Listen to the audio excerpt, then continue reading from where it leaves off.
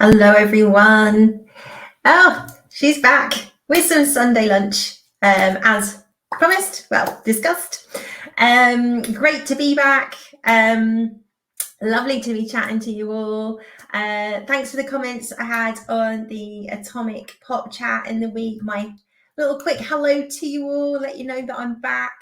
So thanks for those. It's great to say hi and just what you thought on things. So so hopefully now I'm back, we'll sort of try and get back into a regular schedule. But as you all know, my schedule is always all over the place. But I will endeavour to try and get these Sunday lunches back up and running, set in the run up to Christmas, because I'm sure there's going to be lots of things to talk about there. As I talked about on Wednesday, obviously the Doctor Who 60th, which I'm very excited for, and also apprehensive for in equal measures. So keeping everything crossed, that's going to be good. So as I said, obviously I've been away for a month. I haven't really had a lot of time to watch much. But there's just a few things I wanted to talk about today. So let's get into it. Okay, so first on the list. So just put my face in there. So seen a return of Invincible this week. Looks like it's dropping weekly because we've just got the one episode at the moment. I really enjoyed season 1, I have to say. It's obviously very violent, very bloody, but it was a good story. Obviously, you've got these sort of superheroes, and the boy's father is sort of head of this superhero outfit that sort of protects the Earth, and it basically turns out that he was sent here to help take over the planet and conquer it. So he wipes out his team, and he's just basically waiting on Earth all this time for his son to come into his powers, which he does. And initially the son follows the father and thinks he's doing the right thing and helping these aliens conquer the planet, but then he kind of realizes that it's not a good thing, and he basically at the end of season 1 has to take down his own father. And I think from memory he ends up killing his father. So obviously season 2 is sort of starting off with the repercussions of that, for his actions, and obviously he murdered some innocent people, and his close friend he paralyzed, and obviously the repercussions of he's finding out what his father really was and what he had to do. So episode 1 was quite good. So it was started looking at some of these,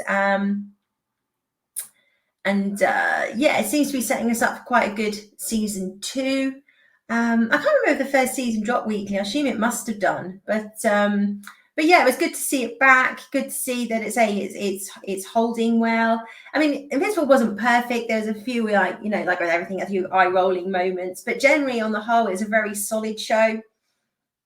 So great to see that back. And I'm interested to see where season 2 goes, and obviously how much they lean into what he did in season 1, because quite often these things it's just kind of like, oh, move on, nothing to see here. And but based on episode 1, it does look like these things, and obviously he's almost got kind of like a PTSD.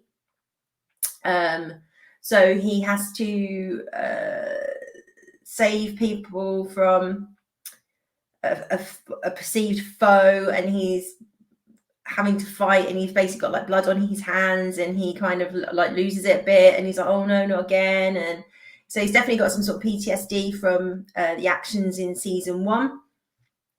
They are sort of touching on multiverse. I'm a bit like, oh, groan. But we'll wait and see where it goes and how it plays out. But so far, so good. Episode 1. So that's on Prime here in the UK. As you can see there, it dropped on November 3rd. So I think, if you like sort of the alternative sort of superhero thing, like such as The Boys, you will like Invincible. It's good story, well told. And say, I'm looking forward to seeing where the rest of the season goes. And talking of the boys, see what I did there?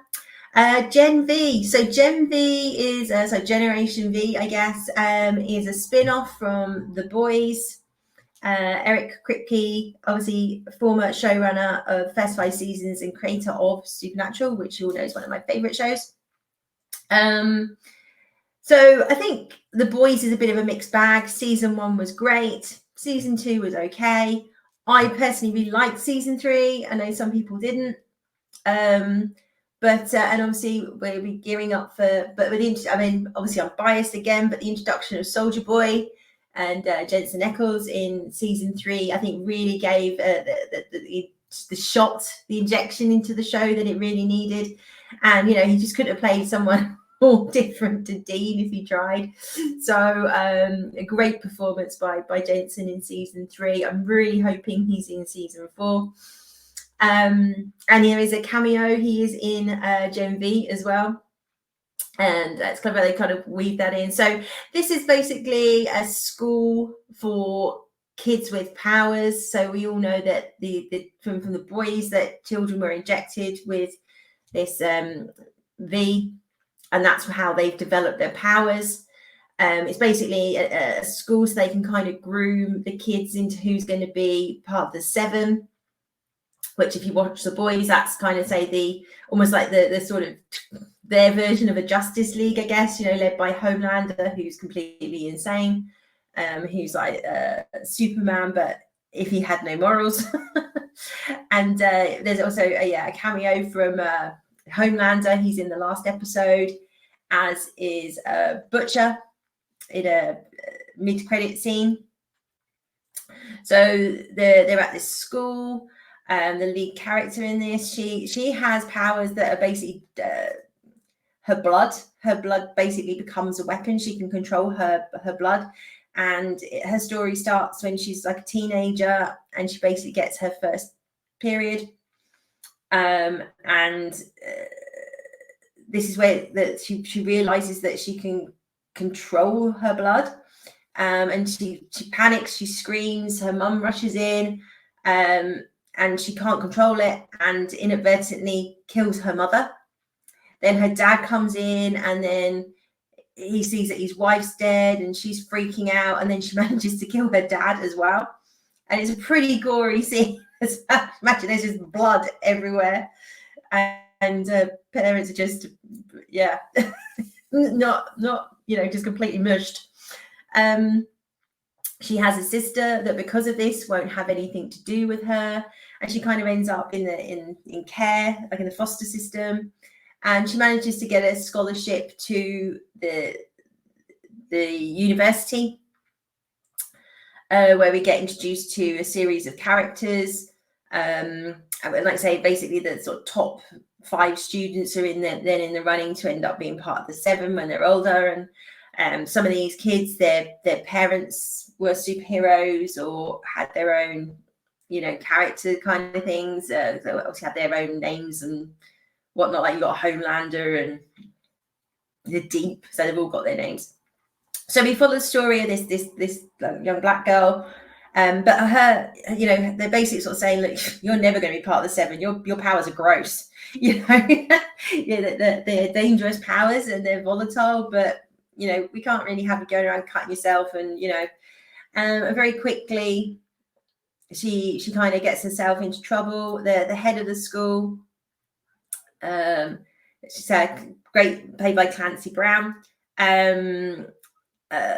basically tells her this. She sort of ends up getting expelled, but before the expulsion could go through, one of the students, like the top student, who's like golden boy basically, kills him. And then we find out that he killed him because he's found out that there's a place called the Woods at the university, and they're basically experimenting on the kids, trying out, testing on them, trying to create a virus that will kill Supes. And his brother's there. He basically finds out his brother's there, and his girlfriend has the power. When she touches you, she can make you forget, or she can make you, she can give you a suggestion, and you just blindly follow it. And for years, you know, she's been making him forget that he, as far as he's concerned, his brother's dead, but his brother's alive and being tested on, and as are other students. So this basically comes out, and the sort of main and protagonists of this, the kids in the poster here, all sort of band together and try and get the kids out. It's very, very bloody, very gory, as a la the boys. I quite enjoyed it. I mean, there is some real eye-rolling stuff in here. It's kind of CW with gore. You know, all the boxes are ticks in terms of you've got one character, Jordan, who can be a boy or a girl, and changes between the two, much to his father's dislike, shall we say. You've got another character that basically when she vomits, she purges, she becomes really small, or if she overeats, she becomes really big. It's all a bit gross. But the story itself was pretty solid. I'd say I did enjoy the story. As I say, there's some really good actors in this, and it did cross over well with The Boys. There's familiar characters from The Boys in it that you'd expect to see in it, and ended on quite a good, you know, a cliffhanger. But yeah, it's very, very violent, you know, drug taking, sex, drinking, accidentally murdering people, all of that. But I think if you enjoyed The Boys, you will probably like this. Obviously, it is aimed at a more teenage, like I say, sort of CW type age group, I would say. But they don't hold back. It's this, you know, it's not a CW show, but it kind of has that feel to it, but 10 times gorier. So you know, back in the day, I liked a bit of the CW, you know, when it was good, the Vampire Diaries and the originals and things like that, and then not so much these days. But yeah, so again, on Prime, all episodes have dropped. I haven't seen whether it's got a season 2 yet. I imagine it probably will. But yeah, I think it's fairly solid. There is going to say some cringe and some eye rolling in there because modern audiences and all of that. But it was a pretty solid and decent story. So yeah, I say go check it out. Let me know what you think. Like I say, I think The Boys and this will be a very Marmite. Yeah. It's definitely not going to be for everybody, but I kind of enjoyed it. It was all right. So moving on. Now, I think I did talk about this on Wednesday in Atomic Pop chat, but I just wanted to sort of bring it up again with just a little bit of an image, because trying to explain it all. So you basically got the lead character here, who is like the sort of dictator ruling over the UK after a terrorist event in 2023. He's then able to take control and sort of build the world in his image, if you like. And this dead body is found completely naked with an eye missing, and exactly the same dead body appears in the late 1800s, 1941 and 2023. So the 4 characters you see here are the various policemen and women in the different times, all investigating this dead body that's identical across the 4 times. And it's all about, you know, who is this body? Where did it come from? Who killed him? How is it able to be in 4 places at once?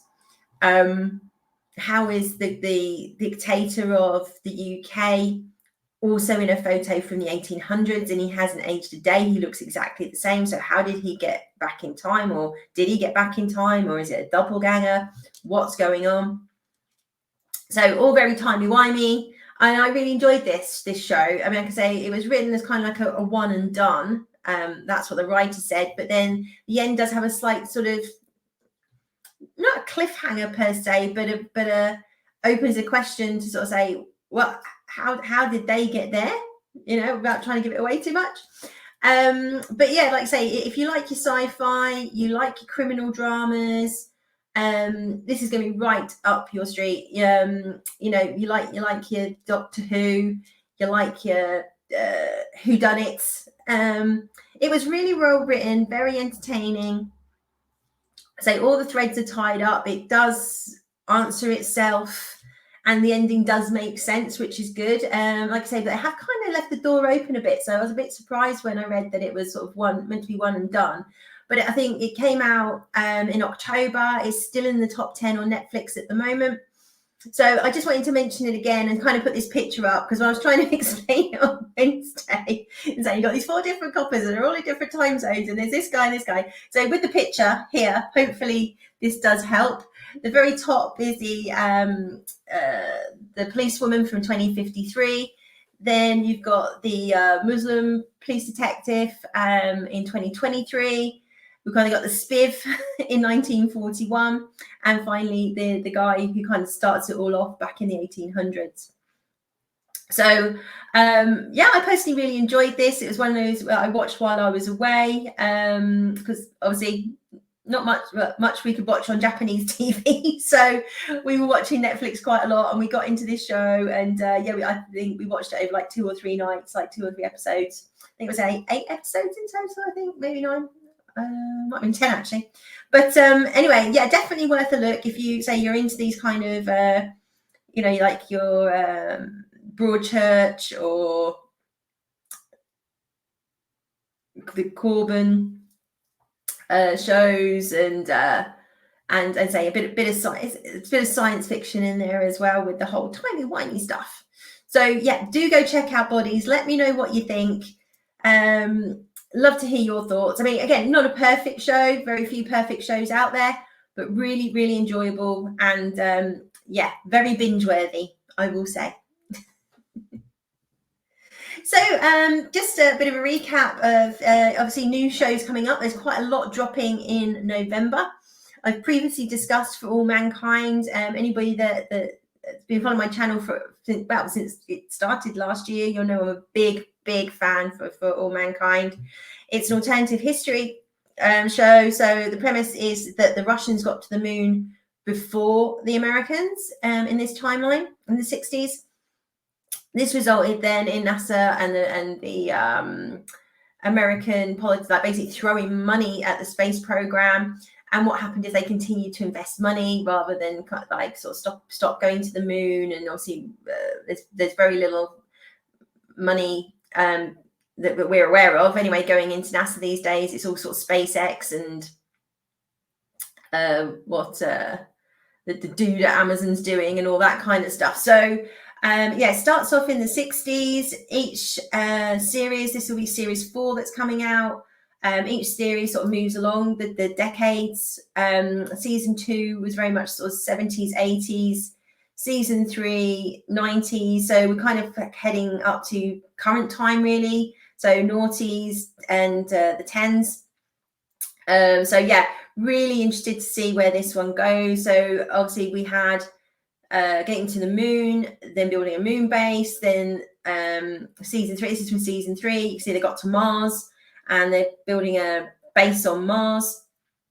So sort of what's next, hopefully, you know, we'll sort of get to the point where they start looking at maybe interstellar travel. So at the moment, obviously they've kind of at the point they're at, that there's still sort of our modern history, if you like, and there's some parallels, that some things are the same, other things are slightly different, like different people got voted in as like president, like Nixon. I don't think Watergate happened in this, I don't think, and things like that. So, and there's the Cold War, and the Cold War was still happening at the in the 90s kind of thing. So yeah, really well written show. Real good character development. So you really, like, coming in season 4, we're really invested in some of these characters. Not all of the characters make it. You know, space travel is dangerous, so, you know, but the way all of those things are handled, you know, yes, it's all about the kind of space race, but it's also, you know, really about the characters and their lives, and what happens to these people over these decades. So highly recommend. It is on Apple TV. If you subscribe just to watch this, it's worth it. So very excited. So next week, 10th of November, For All Mankind. The Lazarus Project. I think, again, this is season 1. I spoke about this last year. Again, another timey-wimey one. So the lead character, he has a girlfriend, and we sort of see certain things play out. And at one point, there's a pandemic, and I think his girlfriend dies as a result of the pandemic, and then he gets ill. But every time the timeline gets to a certain point, or there's almost an extinction event, he wakes up and it's gone back a year. I think he keeps resetting back to the same day, and it's all kind of finding out why does time keep resetting? How does time keep resetting? How is he the only one that knows that time's resetting? And we kind of find out that there's a secret organization, and they've got a big time MacGuffin, that there's certain people with certain genetics, I think it was, I can't remember, that are aware of this, and they almost become like these sort of time agents. So basically, when there is going to be an extinction event, this machine kicks in, resets, and obviously they try and prevent the extinction prevent the extinction event, easy for me to say, happening before the end of the world. So it ended on quite a good cliffhanger. I'm quite interested to see where season 2 goes. Again, quite well written. It is easy to follow. Interesting concept. And season 1 was pretty decent. So yeah, looking forward to season 2. Classic. I mean, this is on Sky, so it's not been massively publicized, to be fair. And I think must have come out last year or the year before. If I spoke about it on my channel, it would have been last year. But check out the Lazarus Project. It's on Sky and Now TV, again, starting on November 15th. And obviously a recap. As I say, I keep wanging on about it. But the Doctor Who 60th specials, we've finally got release dates for these. So that's great. The first one is dropping on the 25th of November. The anniversary is actually the 23rd of November. So it's a shame that it's not airing on the 23rd. But hey, I get they want the Saturday slot, right? So there's a lot of momentum building here in the UK now around Doctor Who and the 60th. We've had the Whoniverse drop on BBC iPlayer, which obviously has classic Who episodes. It's got all the new Who. It's got the Paul McGann, the 8th Doctor movie, and that's a bit Marmite too, which is a shame because he's a really good Doctor. And I really suggest that if you go check out the Big Finish audios. The most recent ones aren't great. They kind of went in a bit of the same direction as the TV show, unfortunately, with a lot of politics coming into the stories. But if you go back and listen to the older ones, sort of from 2010 to about 2015, 16, there's some great stories on there, and the Paul McGann ones are brilliant. He is a great Doctor, and it's a real shame that he's not been given his own show. I think, in the Whoniverse, it would be great to pick up with his Doctor again. And I think, it's something a lot of Doctor Who fans keep asking for, but it's looking unlikely we're going to get it. And obviously, Paul McGann's not getting any younger, so which is a real shame. But a lot of the Big Finish audios, you always say the older ones are really good. I found a sort of a second love for Colin Baker as well. I wasn't a massive Colin Baker fan. But in fairness to the guy, he really got mucked around by the BBC. They kept changing the format of the show, and there was breaks and hiatuses. And I don't think he got a really good run at it to really develop the character, which he's able to do in the Big Finish audios. And there's some great stories on there. And he's got a new companion, this older lady, who is just brilliant in it. Can't think of her first name, but Smythe. She's like a history professor, and she really stands up to the Doctor. It's great. But all the audios, I mean, you've obviously got Peter Davison does his you've basically got the 5th, 6th, 7th, 8th Doctors, or the actual actors who played the Doctors doing those Obviously, the first to third Doctors are different actors, voice actors doing the roles, because obviously they passed away. Tom Baker recently came back and started recording some audios, and he's got stories with Leela, which are great. And again, the actual actress came back to do those.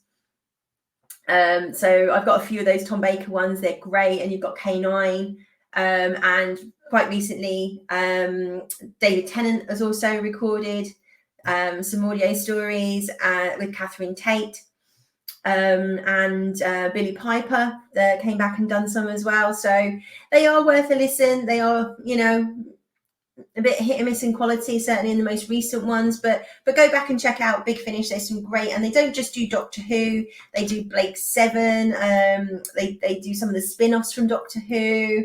There's like sort of ghost stories on there and all kinds of stuff, but it's really, really worth checking out. And some of them, they start from like $2.99. The most recent ones are like sort of £25, and they are quite expensive because you only get like one story, like 4 parts, one story. So it is quite expensive, the most recent ones. But as I say, go back and listen to the old ones first. They are much better quality. And I say a lot of them start at $1.99, $2.99. So definitely worth checking out. So I digress. So the Whoniverse. So basically they've got everything to do with Doctor Who. As I said, you've got the classic shows, you've got Modern Who.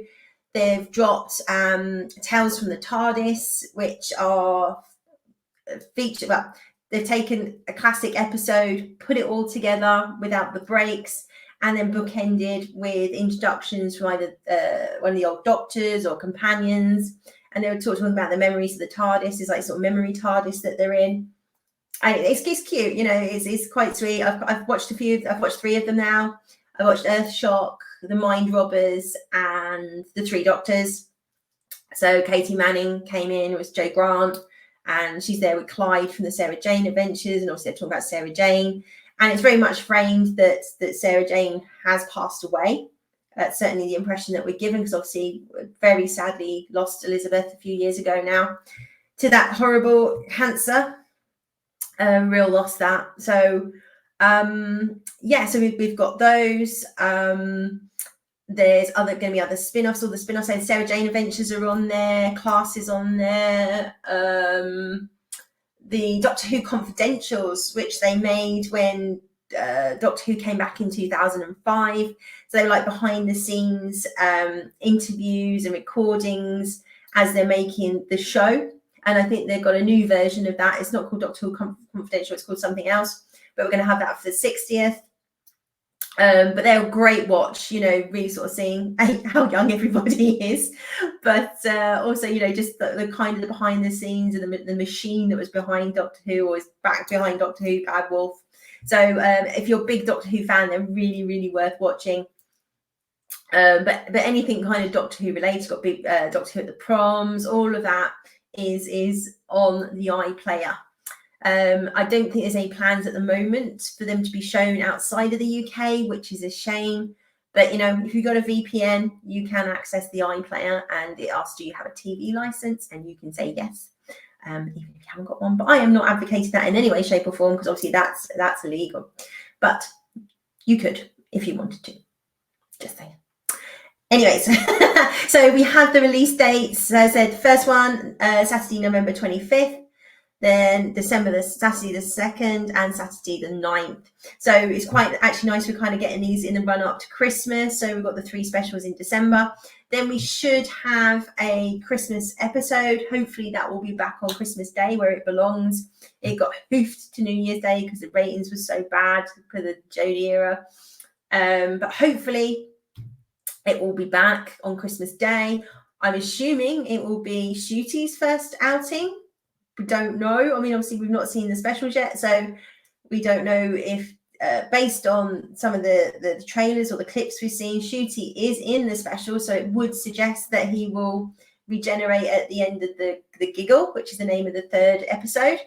But who knows? He could be fluxing between David Tennant and Ncuti. Who knows? But I'm assuming that the Christmas Day, if it is Christmas Day special, will be Ncuti's first full episode. So that will be interesting. And basically, depending on how good these specials are and how well they do, I think, will dictate whether it moves back to Christmas Day and whether anybody will be watching. As a fandom, we're all pretty beaten up and burnt right now after the sort of Jodie era, or late Capaldi Jodie era. So as I keep saying, fingers crossed, Russell, do not let us down. So that was it. Just a short and sweet Sunday lunch this week. Sunday lunch light, I think it is. But as I said on Wednesday, I've only been back a week. I really haven't had that much time to watch that much TV. I'm really behind on my K-dramas. There's at least 2 I need to watch that I'm looking forward to getting into. And I've seen some of the shows that are due to release in November. Not seen, but I've watched it. I watched another YouTuber's video who's a K-drama channel, and they've sort of said what's going to be coming out in November. Not that I've seen them, and there's a few in there look really good. Problem is with those, some of them are on Netflix. Generally, if they're not on Netflix, then obviously we don't get them here. So I'm not exactly sure which ones we're going to get yet. But some of the ones they've announced are on Netflix, so fingers crossed we'll get those. But it looks some really good. I think 1 or 2 that I was really like that looks interesting. So once I find out if they are going to be on Netflix here, I will give you the heads up, because I love a bit of K-drama, and now having been to the country, did I mention that I went to Korea and Japan? Not sure. Having been to the country, which is absolutely beautiful and stunning. I highly recommend it to anybody. Beautiful beaches, lovely walks, hikes. There's so much to see. Everywhere is Instagram ready. You will have the most amazing photos in Korea. It is bonkers. Really looking forward to getting back into my K-dramas. And obviously, let's say we're kind of in the latter half of the year. I can't believe it's November already, which is really the countdown to Christmas. So we'll see what Christmas specials that we're going to get. We just had the last series of Ghosts drop on BBC in October. I'm guessing there is going to be a Christmas special, because the lead character was heavily pregnant in it and she didn't give birth. So I'm guessing that's going to be the Christmas special, and the Christmas special will be the last episode. So whether all the ghosts will move on and rest in peace, I guess. I don't know, but that would seem to be the obvious conclusion. But I've got a little soft spot for the show. I think they're ending it at the right time. It's not as good as the first few seasons, which were hilarious, especially Julian, Conservative MP, who died while having an affair and having a quickie with his secretary, I think it was. Hence why he never has any trousers on. It's absolutely brilliant. Politician, Conservative politician from the 80s, so he's even worse. But it's a lovely little show, great family show. It is funny. Like you say, the quality is sort of has gone off a little bit, over 5 seasons, but I still enjoy it. Like I say, I have a soft spot for it, even though I know it's not as good as it used to be. But really looking forward to the Christmas special and how they wrap it all up. There is an American version. I've tried to watch it. As I said on here, I'm not a big fan of American comedies generally. And the new season of Frasier, eek. I think I've laughed once so far. It's not anywhere near what it used to be. You really are.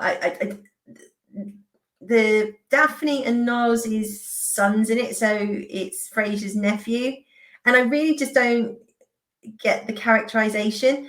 And then like Frasier's son, that obviously he had with Lilith, they've kind of tried to make him more like Frasier's dad. So he dropped out of Harvard. He's now a fireman. He's very bright, but he kind of rejects everything that Frasier is, and he finds him a snob, and he's into baseball and all this kind of stuff, which for me really doesn't make sense. Given that Lilith's his mother and Frasier's his father, it doesn't really make any sense why he'd be how he, because yes, like Frasier's dad would have got him into sports and things like that, but the Freddie we saw in Frasier, like when he came to visit him, he wasn't like that. He wasn't sporty, you know, he's awkward, geeky teenager. So there's like the whole personality's kind of been rewritten to kind of, like I say, take on this kind of his father's role almost. So he's like the juxtaposition to, you know, he's embarrassed by his father because his father's such a snob, and he's embarrassed that his son's just a firefighter and all this kind of stuff. And then Daphne and Niles' kid is just an idiot. And I get they kind of want him to be a bit Niles-esque, i.e. he's got 1,001 allergies and things like that. But he's just a complete moron. And again, as Daphne is his mother, you'd think he'd be quite normal. He wouldn't necessarily be like Niles. She'd be like quite a, you know, a normal influence on him. So that doesn't really make sense either. And then you've got Nicholas Lyndhurst, who Rodney from Only Fools and Horses, is a 10-year professor at Harvard. He and Frasier went to Oxford together, so they're years-long friends. And he's kind of good foil to Frasier, I guess. But he's no Niles. And I think that's kind of really missing from the show. Like I say, there wasn't like masses of like, you know, wokeness or intersectional feminism. There's nothing like that. It's just not very funny. I mean, the people writing this aren't the people who wrote the original show, and that really shows. Like I say, I think I've watched 3 or 4 episodes and I've laughed once, which is a real shame because Frasier was one of my absolute favorites. Like I say, there's not much American comedy that I liked, but I loved Frasier. I loved Cheers. I think, again, because it's much more of a British sense of humor. It's very sarcastic, quite dry, and sort of dark, black humor at times. So I used to really enjoy that. And it's a real shame. I mean, it's not awful. I mean, it's not like, you know, you're just sitting there cringing, but it's just nowhere near the quality that Frasier was. So I don't know if I'll carry on watching it. I might watch a couple more episodes, but I'm just really not feeling it at the moment, which is a shame. So anyway, that is actually it now. Yeah, I don't know. So my still at least update on jet lag. I'm actually sleeping through. Yay! I'm sleeping through to 8 o'clock again now. So which is going to be a bit hard when I start next week because I need to be up at like 6:30. But I am pretty much back to normal. I've just got to re-engage my brain, which I haven't used for the last month and a bit. So hence why I can't get my words out and I'm all over the place. But I am finally, sleeping through, getting back into a normal routine. And as I said, obviously, hopefully get this channel back into some sort of routine with the Sunday lunches. And say I might try and do an Atomic Pop chat in the week, maybe on a Wednesday. It'd be great if I could kind of make that a live show. That's certainly not going to happen for the first few weeks, obviously starting my new job. It's always a little bit bonkers. So, but yeah, I'm going to try and get content out a couple of times a week, but we'll see how it goes. I will be popping up, as I said, as usual, on the Facebook, on Dan's channel, where there's a whole raft of stuff going on. They're calling it for the 60th Whovember, I think they call it, which is brilliant. So yeah, I'll be popping up where we've recorded a show today, which will be hopefully coming up next week, and I should be on the show tomorrow with his usual suspects on the Type 40 panel, where we'll be discussing the 60th, and obviously there's something coming up pretty much every day, which is great, and it's great to sort of feel that excitement coming up now. Just hopefully it nails the landing. But I will keep you posted exactly what I think as all this stuff unravels. And there's bound to be a live stream after we've watched the first episode. So we shall see whether that'll be on my channel or whether I'll be guesting on the Facebook. I don't know yet. Depends on timings and schedules and all those kind of things. But it's great to be back. As always, please like, share and subscribe. I know it's so annoying. We all say it, but it does really, really help. And like I say, any interactions, comments, I'd love to know what you think. I've had some great sort of chats recently, say about K-dramas especially. So let me know what you think about recommendations for the shows coming up. Did you watch The Lazarus Project? Did you like it? Have you never heard of this show? It will be on Sky now, so you do have time to go back and catch up on season 1 before season 2 drops on the 15th. And yeah, if you get the opportunity, do check out For All Mankind. I think season 1 and maybe season 2 have been released on Blu-ray. So if you don't want to subscribe to Apple, you can actually buy the DVD. I've recommended this, and a few people have got the DVDs on the back of it and gone, this show's amazing. And I'm like, I know. So do check out those recommendations. Let me know what you think. Drop me a comment, hit the like button, and tell people about the channel. Hopefully we'll get a bit of growth going next year. It's just having the time to invest in the channel. But with all your support, I will endeavour to do so. So have a great week. Hopefully, say I'll drop something midweek if there's something to chat about. If not, I'll be back for another great big plateful of Sunday lunch next week. So you take care. Bye-bye.